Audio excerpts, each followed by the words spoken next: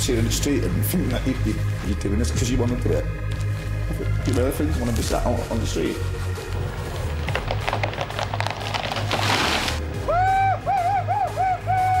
People will look back at this and say, why didn't we do something? Why didn't we do something? I asked you, why aren't you doing anything? Protesters have told me that they've just been given an hour to leave this land or they will be evicted. OK, so it's back and it's in its 10th year, but Manchester is the only place in the Northwest the X Factor are bringing the auditions this year.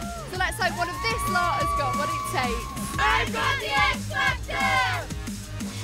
There's your tax building. And it's a building that I'm sure a lot of people hate and hate they looking hate at. it. I'd love that people would feel that I've done them some... I've honoured it. I've honoured this place because I kind of had a little love affair with it.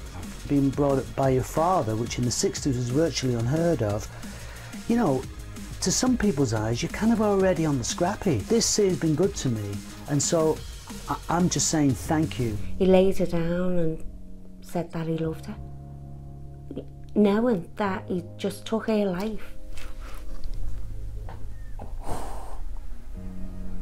Kelsey Shaw was strangled by her boyfriend. She was 17.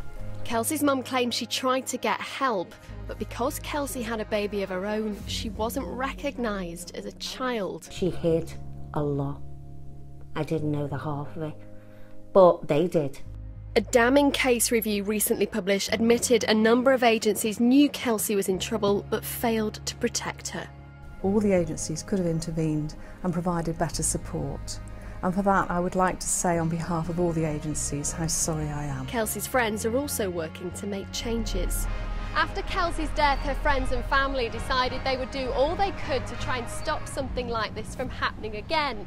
They've set up an organisation and are touring schools in Liverpool to try and educate youngsters of the warning signs.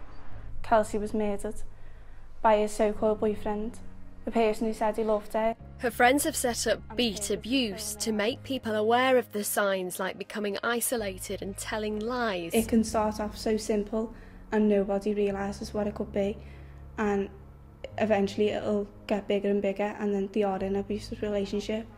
The founders hope to take their campaign nationwide to raise awareness of domestic abuse in young people. Kelsey's mum also has a message to parents. Don't take what your child says, you know, oh, I fell.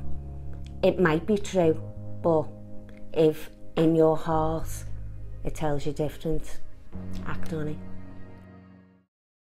It's beginning to look a lot like Christmas everywhere you go.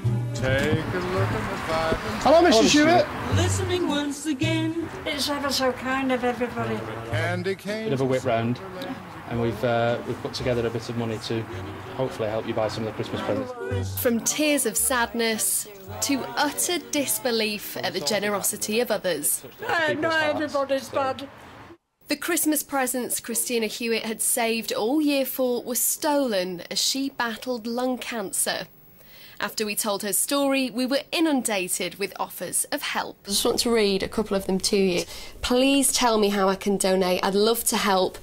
Don't let what's happened ruin your Christmas for you. Hearing that must restore your faith a little bit. I'm so grateful. I really am.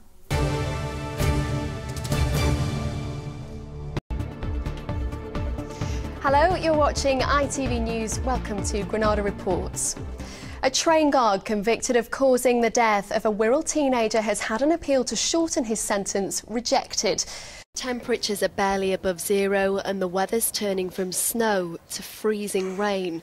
And whilst most of us can turn on the heating or get under the duvet, others are trying to bed down outside. I split up with my wife. I've been married for like 8 years.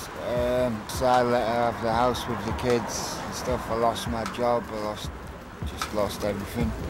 Just ended up on the streets. Do you still see your family? Not very often, no. The team at Barnabas hand out sandwiches and prayers and told me some people clearly need more. The cold, the hunger, the loneliness of life on the streets. So that's the other part of why we're here. We found Kyle wandering the streets. He's confused and freezing. Be careful of the traffic, Kyle.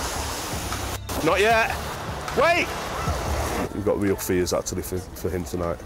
Official figures put the number of rough sleepers in Manchester at 9. In just 1 hour in the city, we saw 6. Back at the centre and warmth and foods provided, but the staff also helped the homeless get into hostels. Jack turned up today with all his belongings in one bag. He told me his story in exchange for breakfast. I've had people urinate on my sleeping bag while I've been asleep. I want what everyone else wants, but it's hard. Something to eat, something to drink. The charities provided some comfort tonight, but with at least 1,000 people in the city registered homeless and the cuts continuing, there's only so much they can do.